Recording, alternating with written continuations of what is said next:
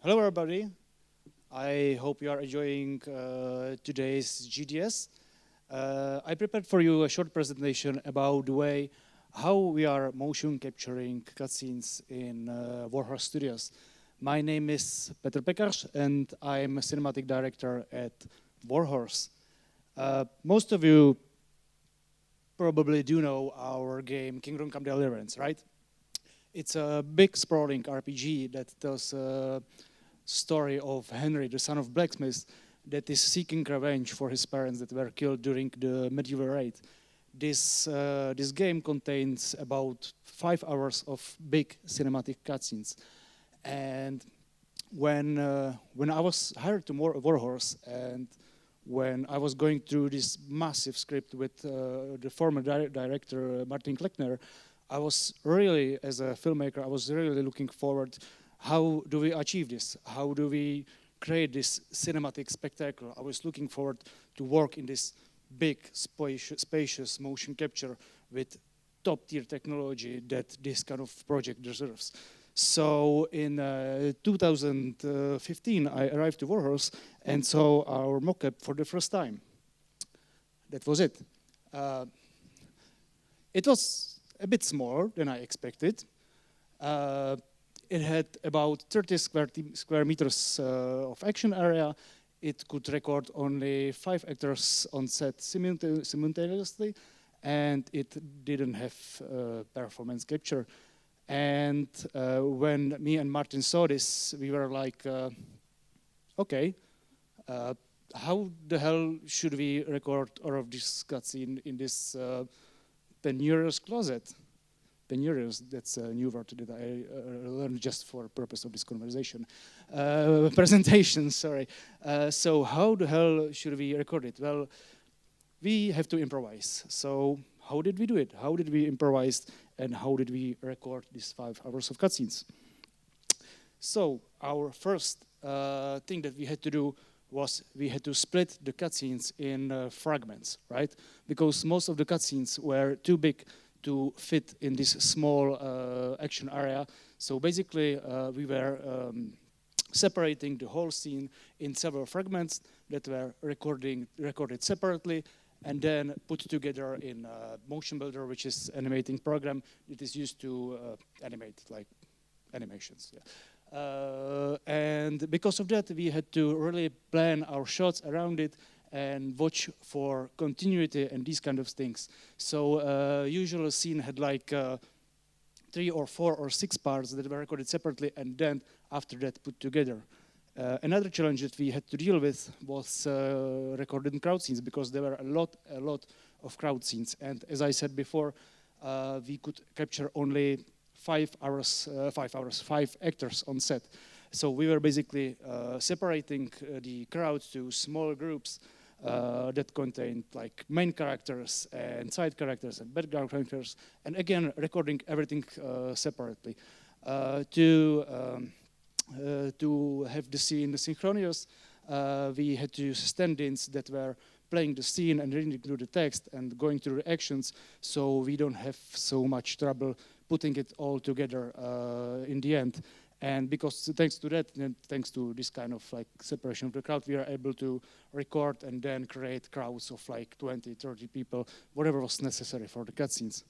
And of course, there were these big fighting scenes that were probably the most challenging things that we had to go through. So again, we separated all of the scenes to the fragments. We were recording the battles basically as skirmishes, like 2 guys versus 1, 3 guys versus 2, etc., etc., and then putting these skirmishes together to create the sense of a large-scale battle, right? We were basically using 3 types of actors for this. First, of course, were professional English actors that were basically recording the motion capture and voiceovers. Then we were using stuntmen that were obviously recording the stunts, and for some smaller animations or not so very well prepared, like fighting sequences, we were actually recording some of the things ourselves because it's sometimes much faster than instruct actor or stuntman to whatever we need precisely. So lots and lots of the background action was actually recorded by the guys from Warhorse that were willing to get to the mocap suit and record. We had also a bit trickier scenes, like this one. This is basically a one-shot fighting sequence. We were using the same tricks that we were using before, splitting the scenes in like foreground and background action, splitting the skirmishes to several like smaller skirmishes. And this is like the special case when we really had to think really well about the camera movement and the actor's movement. So all of this seems like one continuous shot without any editing. There's lots of editing happening in the background, but all of that is happening off screen whenever the camera pans to one or another direction. And after that, we put everything to Motion Builder when we edited the scene, and this is how the actual fragments looked like and how it was edited. Yeah, so basically we really had to plan how to approach the Motion Builder, the recording, because yeah, we had to really precisely prepare storyboards, motion capture, timing, pacing, everything. But this wasn't the only thing that we had to tackle while recording cutscenes for Kingdom Come. Another thing was our on-set tools. We had really limited tools, like just some basic rubber props, one mattress, and this kind of metallic screwy construction that had really nasty habit to get twisted after intense use that we are putting it through. And because of this, these like metallic bolts that were holding it together was getting stuck there. And we had to pry it in and out in every between takes. So like our usual process was that the director was preparing the set and two cinematics were kind of stacking or unstacking the bolts from this construction, and it took like 20 minutes per take. And since we are game developers, it was like the only exercise that we had in weeks when we were recording, right? We use it for multiple purposes, from like simple walls or tables, etc., to this medieval torturing device, or to this, of course, you can see this is medieval bathhouse, right? Or to this. If you do not recognize what this is castle ramparts. And if you are wondering why there are so many papers over here, this is where we were taking advantage of the fact that we weren't using any performance capture. So when the actors were playing their part, they were actually allowed to have their text on the set, and as they were playing, they were able to go to the text because our cutscenes were quite lengthy and texty. So they were able to do most of it like in one go without necessity to remember all of it. In any case, if you are wondering why this guy is sitting on a stool, that's probably my favorite tool in our penurious shed. It's a horse. Because we weren't able to motion capture horses for obvious reasons, right? So we were using basically these tools to, yeah, it was always hard to explain to the actors, but basically we were capturing their upper body and then linking it to the horses that was using in-game animations, and this is the result. So, fucking hell, just a second. So, yeah, but in the end, with these limited tools that we had in our first mocap stage, we were in the end able to record the cinematic spectacle that the Kingdom Come Deliverance has. We had pretty small mocap, we had really limited tools, we had that screwy construction, but in 57 shooting days and in like 4,500 takes with 60 plus actors, in the end we were able to record it and produce it, and probably most of you, or hopefully most of you, saw the result. Well, after this was done, we knew that if we would do in the future anything even close to the project of this size, we knew that we need to upgrade, right? We just didn't want to go through all of this together again. So the opportunity basically presented itself when we were moving in 2019 to new offices, and we had opportunity to build our new mocap. Our new mocap now looks like this. It's still a bit smaller than I would hope for, but even now you can probably see that it's quite bigger, especially like around the action area when we had much more space that we were able to use more effectively. Our mocap technician team, led by Jirka Schwarz, that is somewhere here in the audience, were able to set the cameras much more effectively than we had in our previous offices. And thanks to that, we were able to record like much more movement across the stage. As you can see here on our old mocap, it took like 4, 6, 7 steps maybe when we were really trying to get from one point of the action to another. And then in our new offices, we are really able to use like much more space to get across. And because of that, we are able to, again, we were splitting the fragments, the scene to fragments as before, but now we are able to record much more, and it will help us with the effectivity a lot.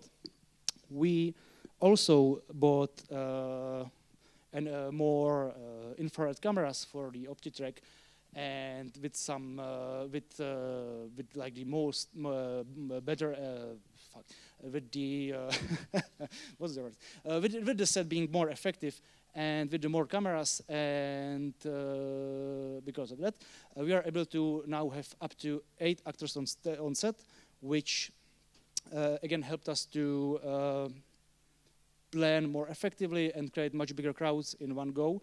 And also with these upgrades, these kind of things that is happening when the covers are being like covered or being like overwhelmed by the software, now like all of these things were gone.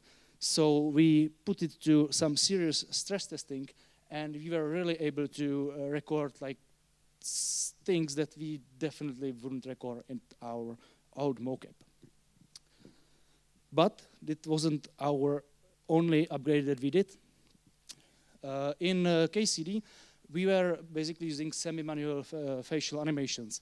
The animations were done in a way that FaceFX software was generating lip sync based on audio and based on text, and then the rest of the mimics were done manually by animators.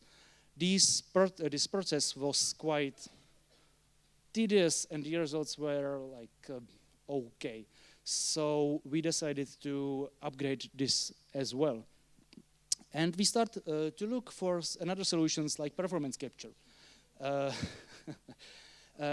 We were looking to some third-party solutions for this, and when our former cinematic Tomáš Kraus, aka Boža, was looking at it, he said something like, screw it, I can do cheaper than them, and took a 3D printer, took a bunch of cables, a GoPro camera, and created his own unique facial head-mounted camera rig for facial capture. We again put it through some serious stress testing, and after like 16 versions of prototypes, we ended up with this one. This is our own custom-made head-mounted camera rig.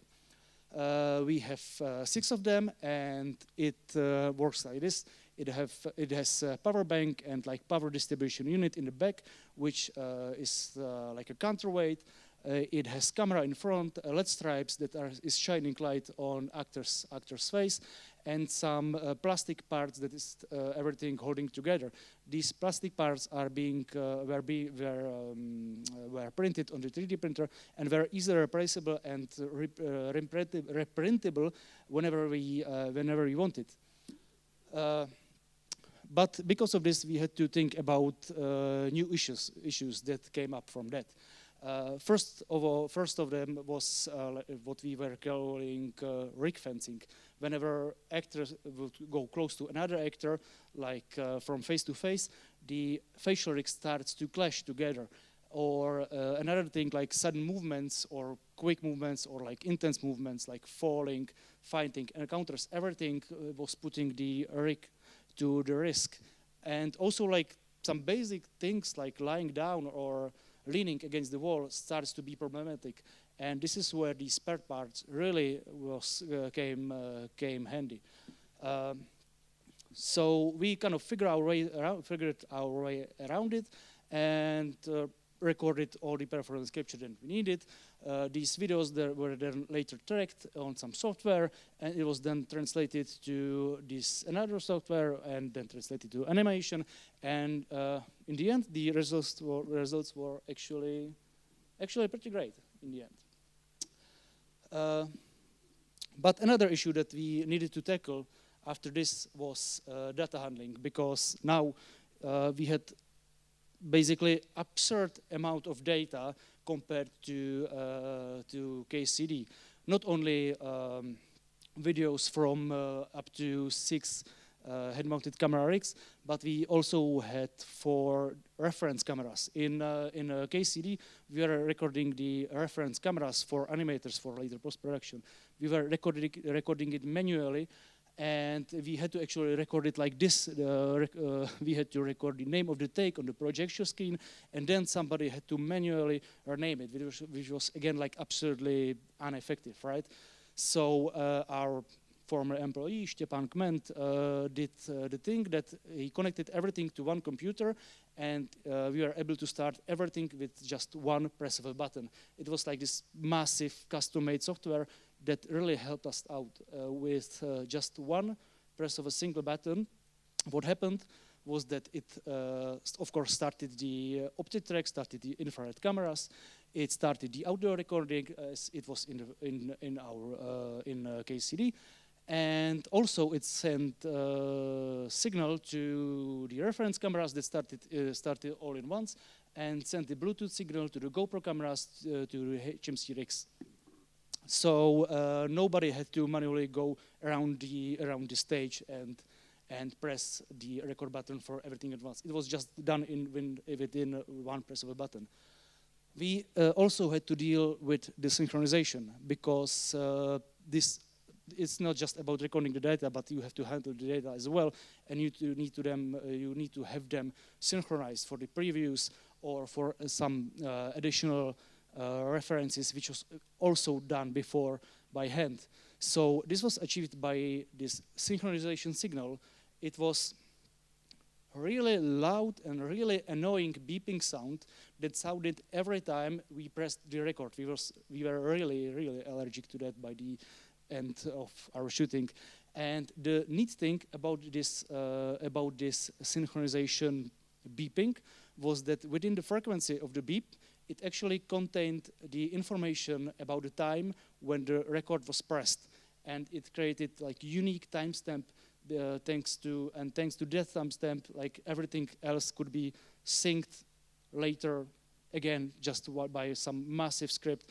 And now these like reference things are all being done again just with the press of a button and not with hard work of my beloved cinematics. So it literally saved us like months and months of work.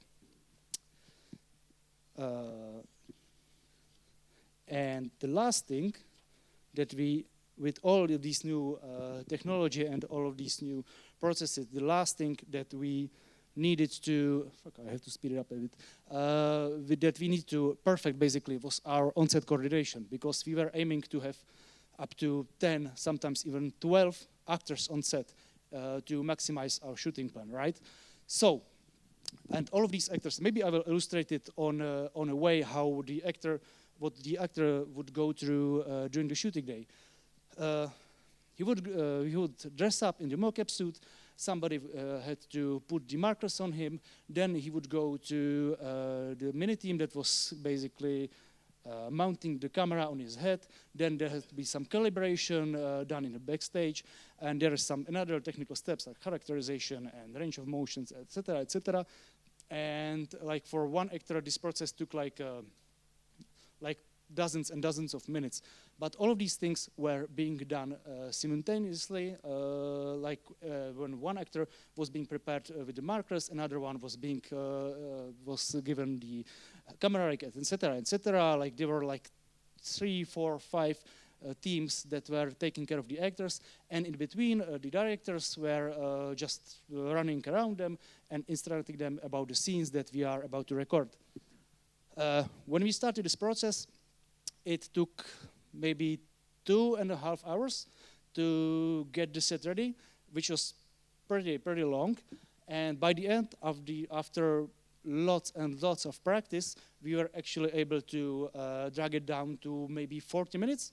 The guys in the technical teams were so fast that in the end, I wasn't even able to get my ritual shooting cigarette in between instructing the actors, so we really stepped out there.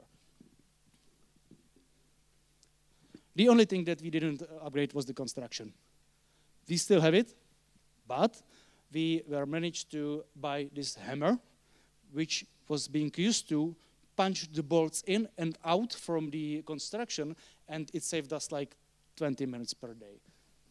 Beautiful invention. I really loved it. Yeah. I don't know who came with this invention, but it was really handy. So, with all of these new upgrades, we were ready to go. We had bigger set with much more effective action area.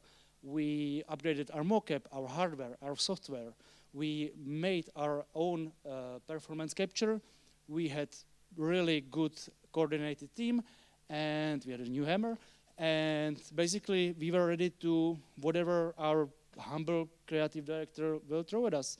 Because believe me, this guy can really throw. So, I mean, maybe end up with like kind of obvious, but with an advice. Whenever you have time in between your projects, just don't forget to upgrade. Don't forget to go through your pipeline, make it more effective. Automate as much as you can, and practice. Because if you are making projects that big as we are, you will need as much effectiveness as you can. And that's it. That was my short presentation. I made it time, so I hope you enjoyed it. Thanks you for your attention, and if you have any questions, shoot. Thank you.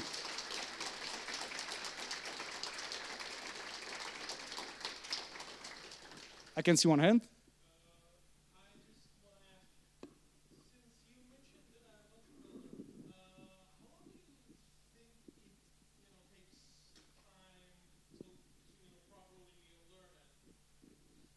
To properly learn animating in Motion Builder, because just to clarify, we are basically editing the scenes in Motion Builder as cinematics, but I'm not an animator, so I'm not like the best person to answer that.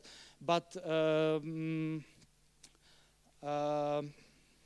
I believe since it's pretty common program, there's lots of tutorials online, and the principle is pretty easy, I say. Maybe some animators here in the audience wouldn't agree, but to be honest, I can't answer the question because I'm not an animator.